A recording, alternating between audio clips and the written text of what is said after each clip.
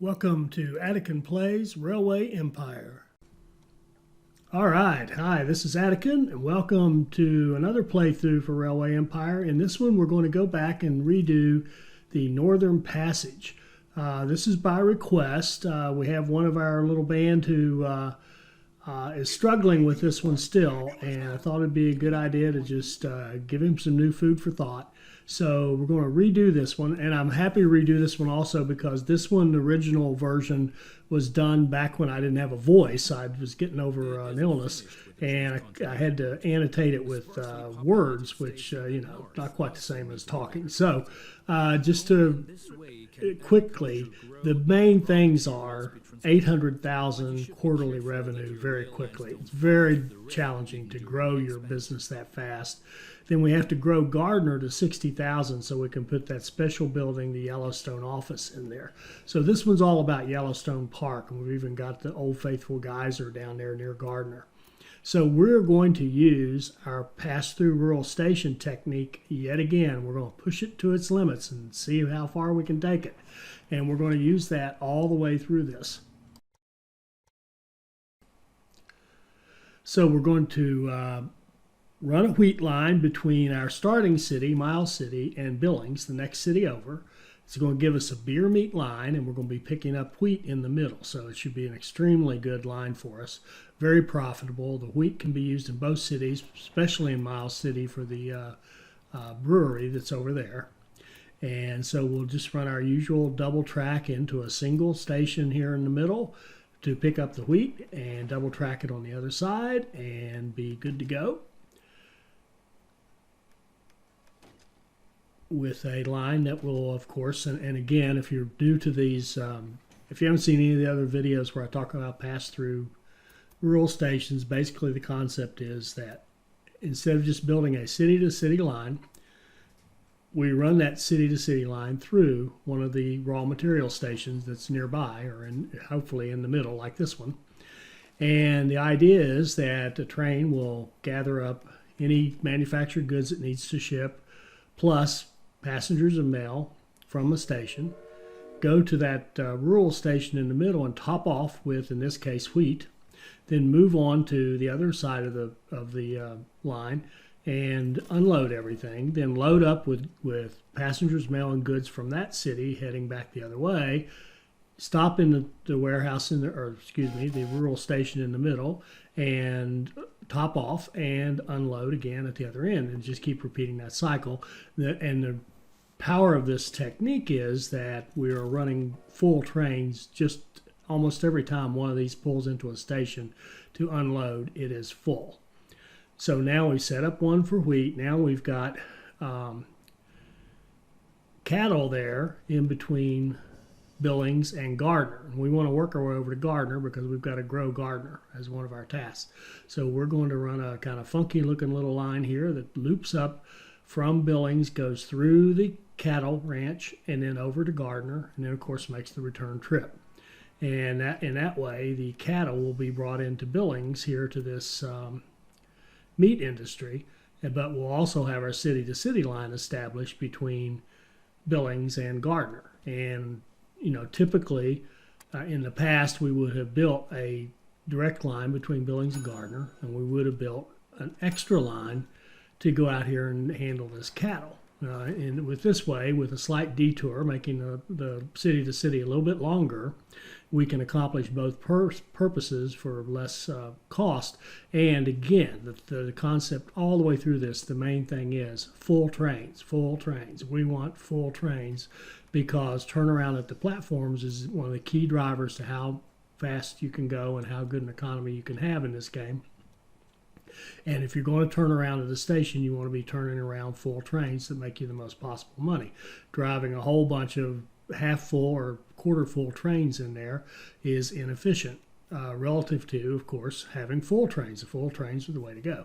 So that's what we're trying to do with this pass-through theory is to make sure that we have full trains. And also the initial setup is cheaper because you don't have to build quite as much track to do the same job.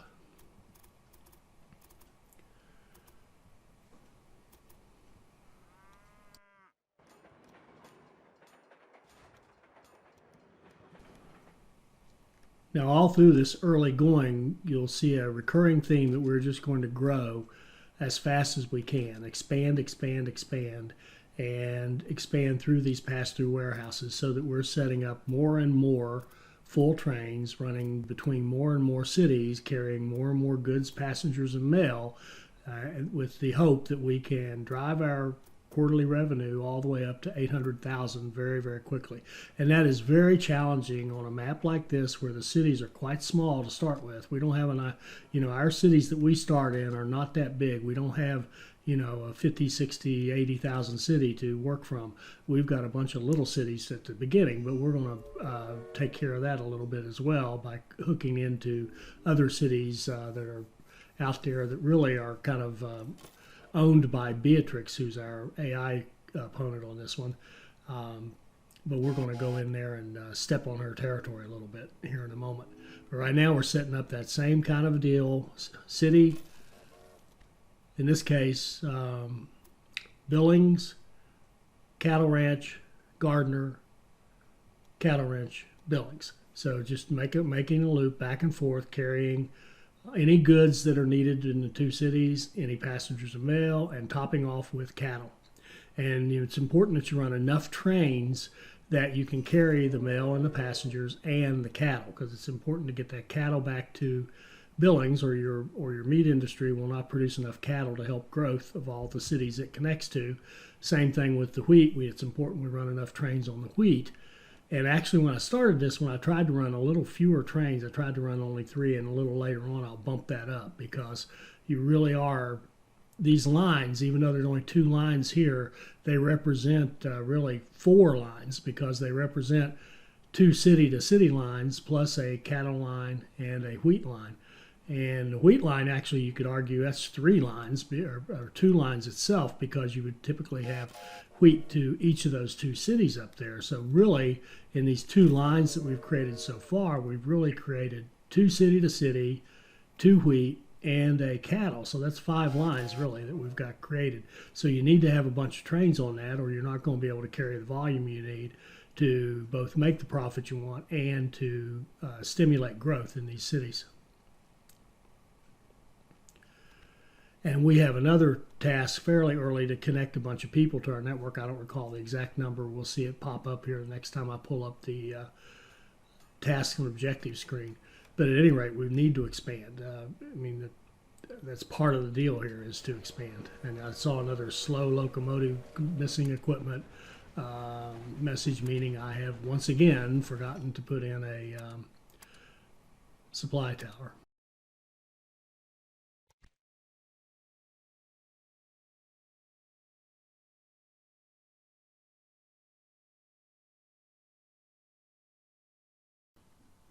Now, in this particular case, I did put in the supply tower, but I didn't put it in immediately when I built the line. I started running the trains first. So some of the trains ran long enough to run out of supplies before they ever got to that supply tower. Had I put that supply tower in right away, we wouldn't have that little triangle running there in a slow train. So best practice is to set up your stations, run your lines, set up your signals, put in your supply towers as needed, and then start pumping out the trains to go on the line. I sometimes get that out of order. I get in a hurry or forget what I'm doing and start pumping those trains out before I've really got the line totally prepared. A totally prepared line is going to have your double track. It's going to have proper signals with all the way through, and it's going to have enough supply towers to satisfy the needs of your trains before you put trains on it.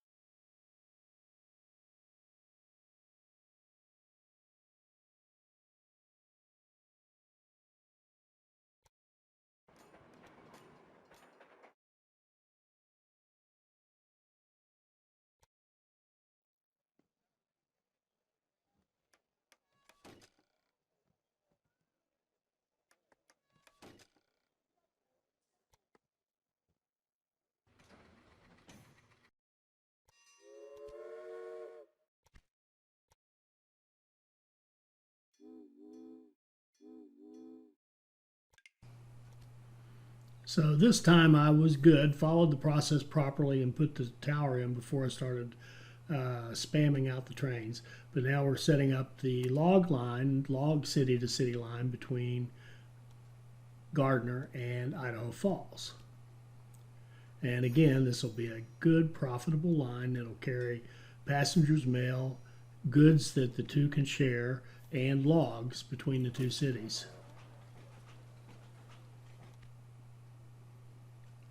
And you can see that one that's showing up there. A good example, it's carrying meat that from Billings to Idaho Falls, or excuse me, the other way around, from Idaho Falls to Billings. I'll try that again. Idaho Falls to Gardner. And if it didn't have enough of those things to ship, it would then grab some logs. Now, next time it runs in that direction, it may not have a full load, and that's when it'll grab logs and top itself off. So you're getting a steady supply of logs into both cities, provided you run enough trains, and you're getting all your passengers and mail shipped and your goods between the cities. So that's the kind of the power of this method that we've seen so far, and this is like the third test I've run on different scenarios with it, and so far it's 2 for 2, and I won't give away how this one goes.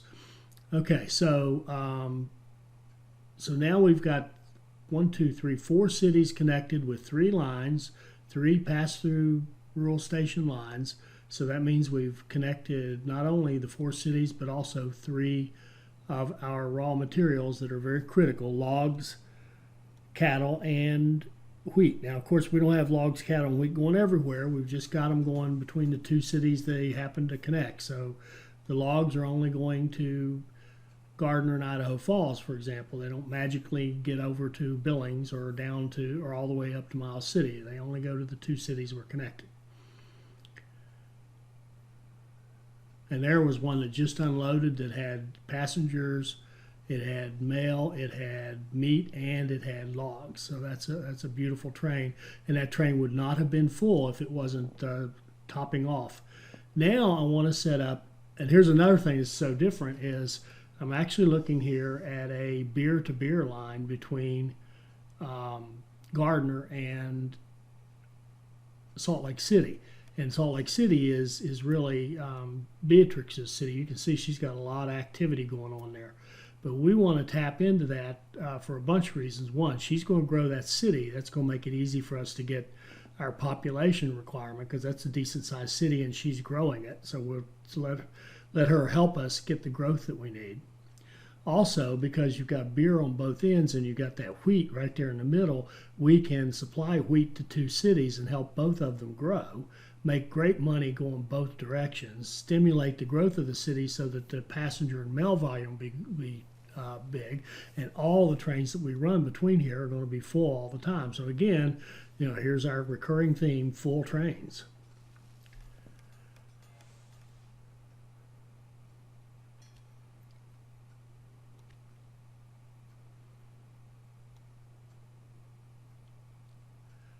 And I could have done this as from Idaho Falls to Salt Lake City, and it would have been, and run it through the wheat, and that would have been a beer meat line, which would have been even better. The reason I did it this way is because Gardner is the city that we have to target for growth. So anything we can do to bring stuff into Gardner that it needs, in this case the wheat, it very much needs the wheat because it has a brewery in it. And it needs the wheat, period. All cities need wheat, and then ones with breweries definitely need wheat. So this line's going to serve a bunch of purposes. It's going to grow 2 cities for us. It's going to grow the city we really need to target, and it's going to be extremely profitable as well. So all good. So we're going to hook this one in and catch that supply tower down there. Why not? And we'll run around the mountain and come back down the hill to the wheat ranch and then into Salt Lake City.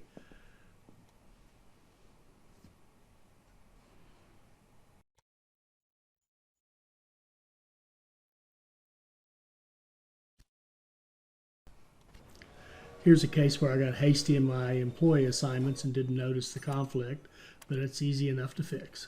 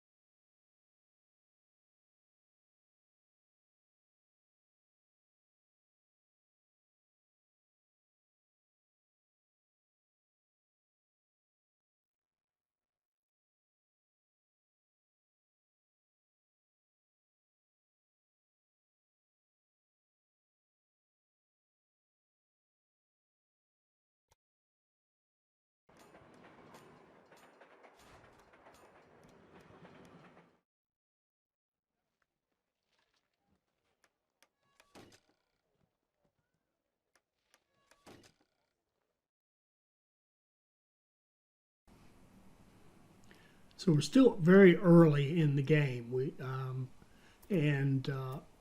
started in July of 1870. This one didn't start in January like a lot of them do. We started in July of 1870, so we're just finishing up our first 6 months, our first half year of gameplay. And we are about to finish full connections to 5 different cities with 4 raw materials hooked into those cities. So let's see, 2, 3, 4, 5, 6, 7. So we've kind of connected 7 raw materials in there. If you think about wheat going to 2 cities 2 different times, cattle going to 1 city, and logs going to 2 cities. And so we've gotten a lot done in 6 months. We've connected 5 cities. Like I said, we've got a whole bunch of raw materials moving into those cities to give us freight revenue and to stimulate city growth. And now we'll set up our city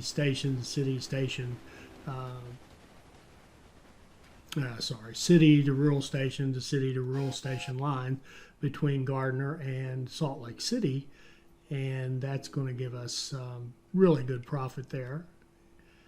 And you probably noticed, if you were paying attention, the log line isn't always running completely full. Now, why is that? It's because the 2 cities with the logs, they only need so many, and we are running enough trains to keep that satisfied. So while we're not quite running full, we're probably running 5 to 6 boxcar average on that line between Gardner and Idaho Falls, but we are keeping up with their log demand, so we are helping to stimulate the growth, and we are making profit. We're just not quite running full. Now, these lines with the wheat will likely run full, or almost always full, in both directions, and the line with the cattle will, of course, not necessarily run full going from Billings from the meat to Gardner, which is a wheat or a beer city, but on the way back from Gardner to Billings, it'll be full virtually all the time because it'll top off with needed cattle for Billings. So this isn't perfect. You don't get perfectly full trains, but you come really close. Now we see Gardner's already grown from 20 to 40,000. We saw it hit to 40,000. Now it's grown to, or 20 earlier. Now it's already grown to 40,000. And all we've done is hook up these. This one has just started. So literally these 2 original lines we set up, Billings cattle, which doesn't even help it. But it does give it the meat. And the Idaho Falls with the logs, that's been enough to stimulate Gardner up to 40,000 growth. And Idaho Falls is growing as well. So we're growing these cities. And all we've done so far is set up pure pass-through rural station lines. We haven't done anything extra. And now we're going to run a line with cattle out to, what's that one called? I'll have to catch it when we go back. I've forgotten the name of that city out there. But Idaho Falls has meat, and so we can pick up cattle out here on the way with a city-to-city line, passing through the cattle, going out here to that city that will be named later. I should know that, but it's slipping my mind right now. You see that wheat line? It just had 1 passenger, 1 mail, and 6 wheat. So by having the pass-through, instead of just dropping off 1 passenger and one mail, we dropped off a passenger, a mail, and 6 wheat.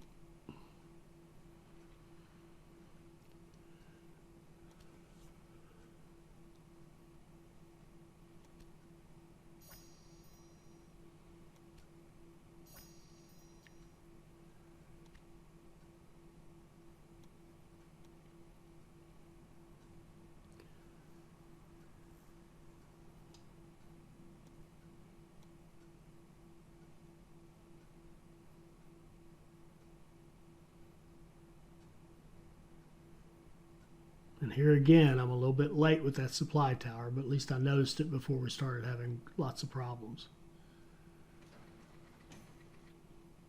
And they did have the one up there very close to Gardner that we managed to catch on the way in.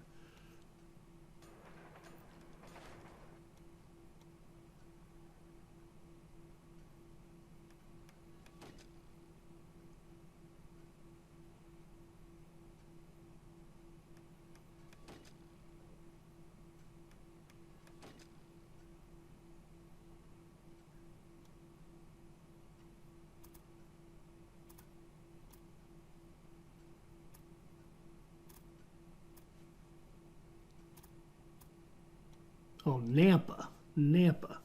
That's Nampa. No wonder I couldn't remember it. That's not a familiar name to me. So we've got our line now. We're finishing off here between Nampa and this is a meet to meet line, which is this is unusual, but we got meet to meet. Oh, and here we go. We got one of those lovely connection bonuses. Grab those when you can. Now this one won't be a sleazy one like we did in the Black Oil. I don't think this is a sleazy one. I think because we want to keep this one. We'll run this eventually. But we want to grab it. We want to set it up while the bonus is still in effect. And why not get the bonus when we can?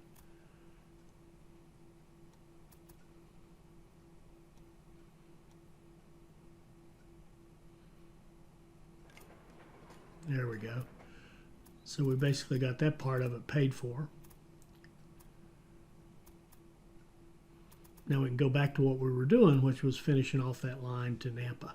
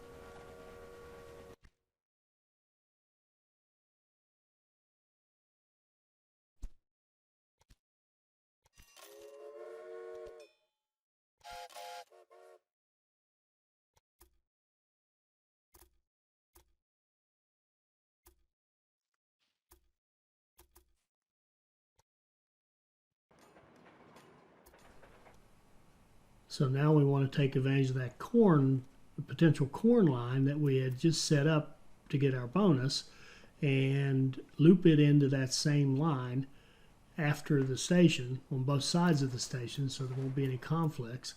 And we can have a couple of trains go out here and use our main line, but kind of detour off, if you will, go to the corn and grab corn for both of the cities. And that way now we only did four trains running the cattle, which may or may not be enough. I've still got some optimization studies to do, as I've said, on this technique. But we're going to throw a couple more trains on here going through the corn. So now we'll have at least 6 trains running back and forth between Nampa and Idaho Falls. We got one in one direction. Now we'll set one coming back the other way.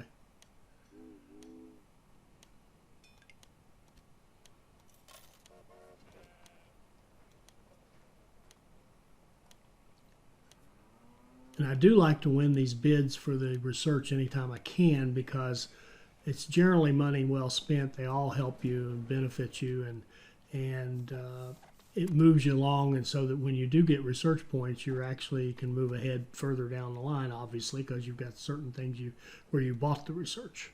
So now we've hit our 100,000. We've got plenty of people connected to our network, and again, all we've done is just keep doing our pass through rural stations. Now we look up here and see there's cotton between Nampa and that city up there. Again, I missed the name of the city, so we got another city to figure out. But there's cotton up there, and there's a textile company up there. So there's textiles, which needs the cotton. So that'll be a great line for us to set up so we can feed cotton into that city and have another city-to-city line between Nampa and that textile city, whatever it is.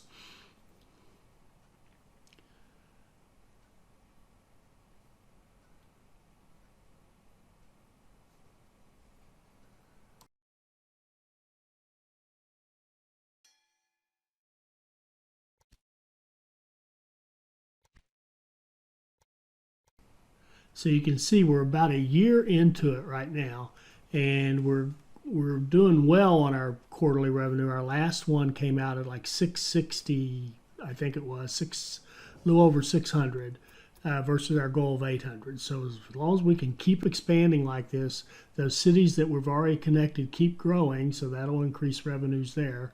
And as long as we can keep running full or nearly full trains everywhere, we should be in good shape. That's the hope. So here I'm going to run one. I kind of went a little funky. I could have run out the other side. It would have made more sense, but I don't know why, but it just seemed like that's the line you should, that's the way you should be going. So that's the way I went. So we're setting up now this cotton line, and that's Baker City. So between Baker City and Nampa. And there's an example. That's that corn line where it had very little passengers or mail, but picked up a bunch of corn. So that way it's a nice full train. So hopefully I know I'm beating that to death, but I think you're getting the idea of the kind of the theory behind this or why it's really powerful.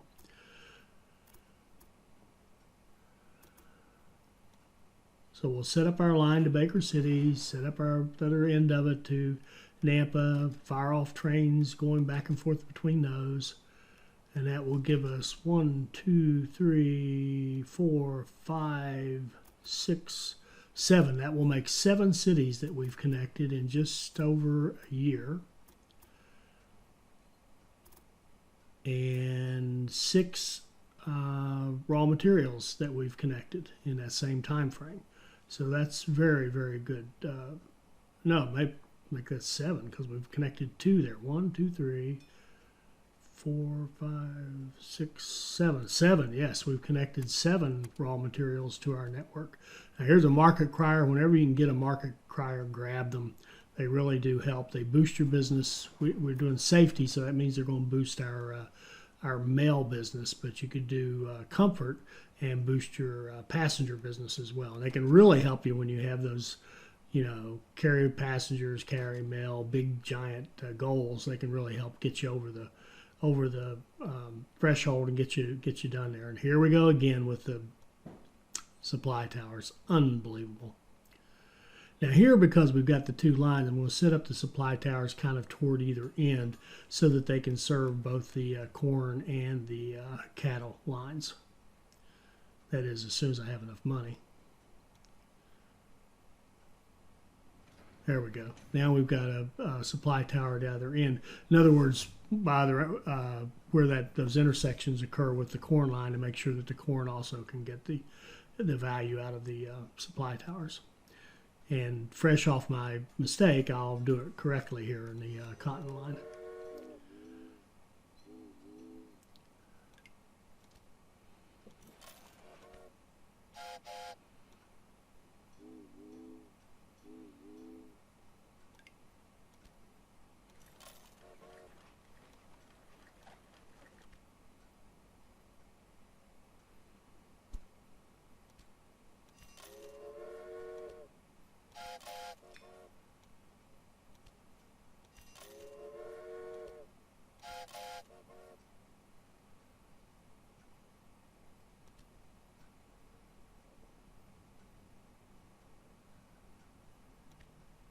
Okay, there we can see we're at 660 for our quarterly revenue. So we're getting close, but we just need to keep expanding. We need to keep adding stuff into the system.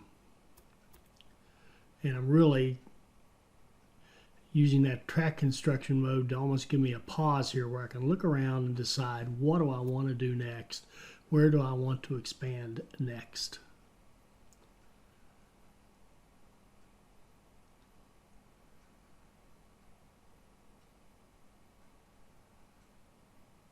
And I've got a connection bonus up here that is actually Spokane. And I'd like to pretend that I'm so smart that I knew we had to go to Spokane, so I picked Spokane because of that. But this was a happy accident, or else they just cut me some slack and gave that bonus to force me to do the right thing. But here's Spokane, which we have to connect to. It's one of our goals, one of our objectives. And so we're going to run a log line, because there's logs there in a convenient location between Baker City and Spokane. That'll give us a nice connection there, and we'll be able to pick up those logs and have good profitable lines running, or line running between Baker City and Spokane.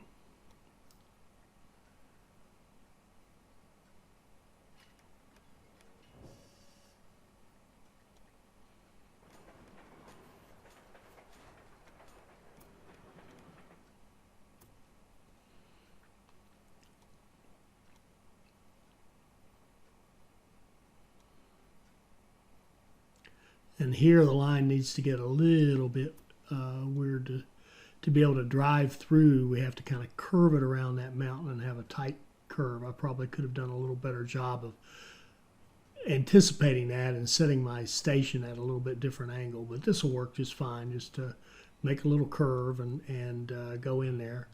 Could have also, I guess, actually driven it in and driven it back out the same way, but I do really, it's not really a pass-through then. I want to stay, I want to keep doing pass-through stations. So to pass through, you got to go in one end and come out the other. You got to pass through, in other words. So once we have the money for that piece of track, that's going to finish off another one of our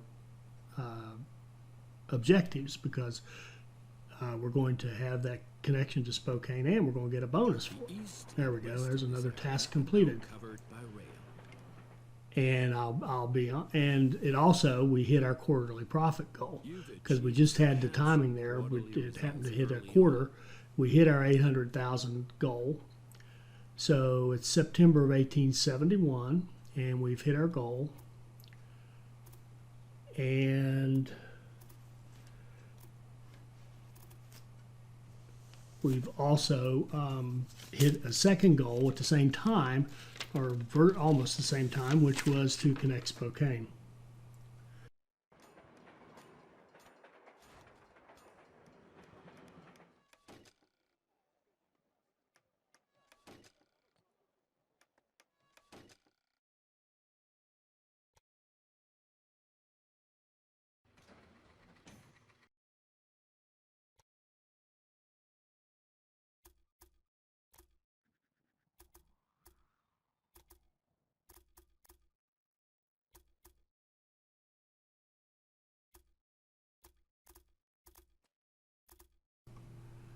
And you probably notice that bridge in the middle there that probably doesn't need to be there. I'm a big proponent of staying away from bridges and tunnels unless you need them.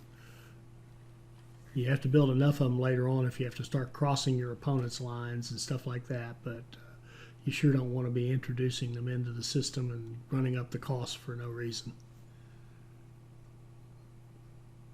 And here, there's such a long line, I almost treat it like it's two different ones and put a supply tower between each one. And now we can run a bunch of trains through here and have, yet again, another nice profitable line. And technically, I guess that's really however many trains I run. If I run 6 trains, that's 6 profitable lines, I think is the way they think of it in the game. But to me, it's the one line with 6 trains running on it. And I've said before in other videos, I wish that's the way the game thought of it, so that you could make mass updates. You could say, here's what I want this line to do. So the next thing we need to do, of course, is that office in Gardner, the Yellowstone office. That'll be a special building, so we've got to grow Gardner up to 60,000. Now it's up to 52,000, but its demand satisfaction is really drooping right now. It's not as good as it needs to be. And so we're going to look at how can we make sure that we're getting goods into Gardner. Now we have the opportunity to put an industry in there, and if we could put an industry like that furniture industry, if we could put the furniture industry, because we know it's going to be able to get logs, and if we put the furniture industry, they had to do a couple of things, several things. One, the furniture industry would own and make money on it. Two, the furniture industry's got the logs already lined up to come into it. And three, we know that that log line tends to not run as full because we're getting all the logs we need. But if we put the furniture in there, now you need more logs in Gardner. So that line between Idaho Falls and Gardner, particularly coming back from Idaho Falls to Gardner, is going to tend to run full nearly all the time, which means that we're making money on the industry, we're satisfying the growth demands of Gardner, and we're making our line more profitable by hauling more logs. So that one is a big time win if we're able to do that. And I think I got distracted here and lost the opportunity. Not sure what it is. Yeah, the computer went in ahead of me, just right ahead of me, and put a clothing, a tailor in there. Well, that was a really pitiful choice because now we've got a tailor in Gardner and we've got a tailor in Idaho Falls. It makes no sense. They're right next to each other. One should be a cloth maker like we see up here in Baker City, and then the other one could be a tailor, and that would be great. So what I'm looking at here is, remember, we want to grow Gardner. So I'm actually looking, does it make any sense at all to run a big long line from Baker City to Gardner and make sure that we're getting those textiles over to Gardner to meet its satisfaction? And in that case, then it works out fine because now we would get the textiles over there, which meets demand satisfaction, and those textiles are needed by the tailor, so that meets that satisfaction demand, and then eventually the tailor's output would also help meet the demand in Gardner. So this isn't quite as good as the furniture option because the furniture option would have been super cheap and super easy, but this one will work just great once we get it set up. And it'll give us a line here, a nice long line between Baker City and Gardner that will again make good money for us.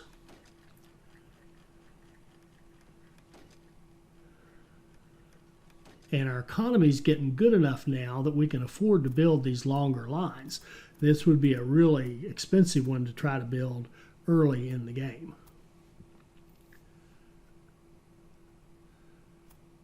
So I'm just going to kind of drag it over there to get an idea of where I need to go and what would be the best way to route it. And we need another platform so we can expand our station.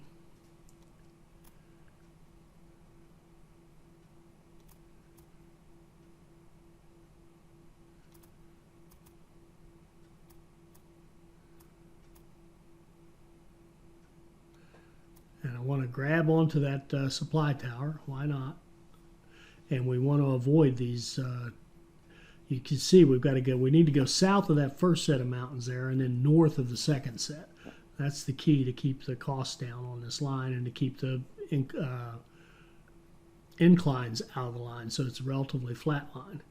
So we're going to go up that valley like so and kind of go around up here, and then notice as we're coming up that we kind of go right into that line we already have from Spokane. So rather than trying to set another line in there, I decide to just go ahead and hook up with that one, which is going to save us a bunch of money.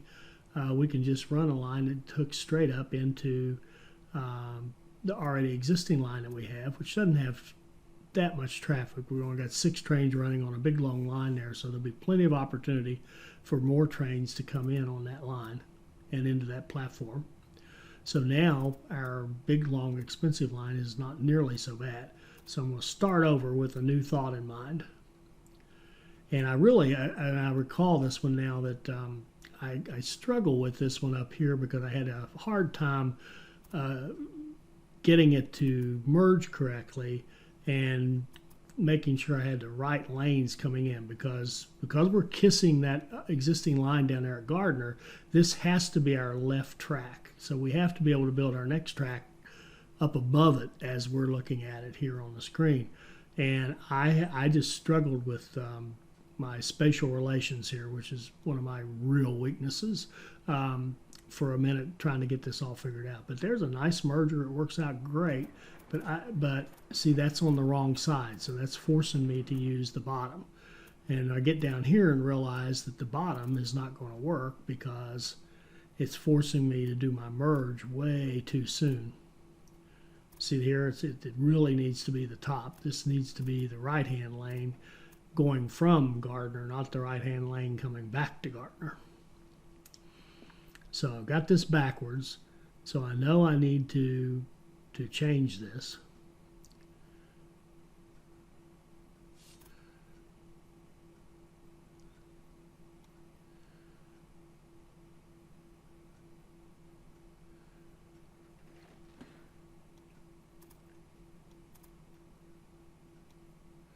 So now I proceed. Well, did I do it right that time?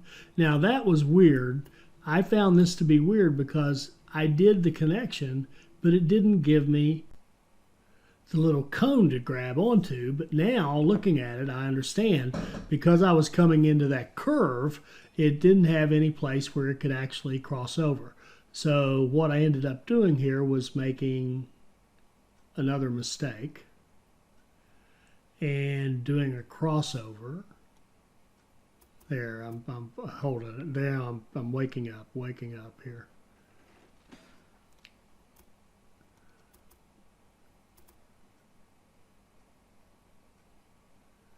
I see it won't even allow me to grab this. There, it forces me to go quite a bit down to give it the room to do the crossover. So that's a little ugly right there, but at this point I'm getting a little frustrated. And I believe I go ahead and take that as the best possible way to do it. This should not be this hard, but I think it's a combination of the way the tool works and the way the user is struggling to get his act together. So I decided to go back and really double check myself and actually run the line I'm thinking I need so that I can come up here and take a look at it and get it straight. I mean, this is just, a mental cramp on my part. My brain is not functioning properly right here. So now we've got a line that's coming out the right way. And yes, indeed, it needs to come down. It needs to hook into that right-hand lane. And sure enough, that's the best it's going to give me. So I decide to take it. Now it's an expensive line. It's $214,000, so we've got to wait till we get a little bit of money.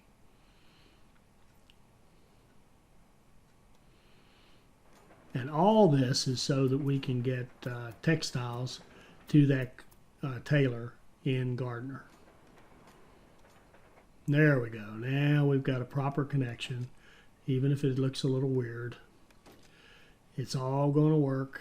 And we're going to be able to run trains between Gardner and Baker City. And we're going to be able to move those textiles in Baker City, and we've already given them the cotton earlier. So it'll be a good source of textiles for Gardner. And we're going to put a priority on textiles. So if you got 8 textiles, you grab 8 textiles. The passengers can wait. But otherwise, take whatever you can get and take off. It's incredible how many passengers you've already guided through.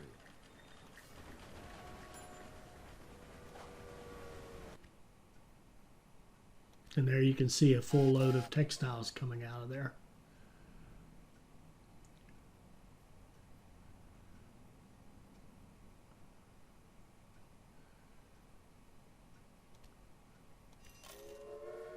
And another one, and finally we run out of textiles on the 3rd train, and so we'll pick up some passengers and a bunch of mail. And then we'll set them up on the other end.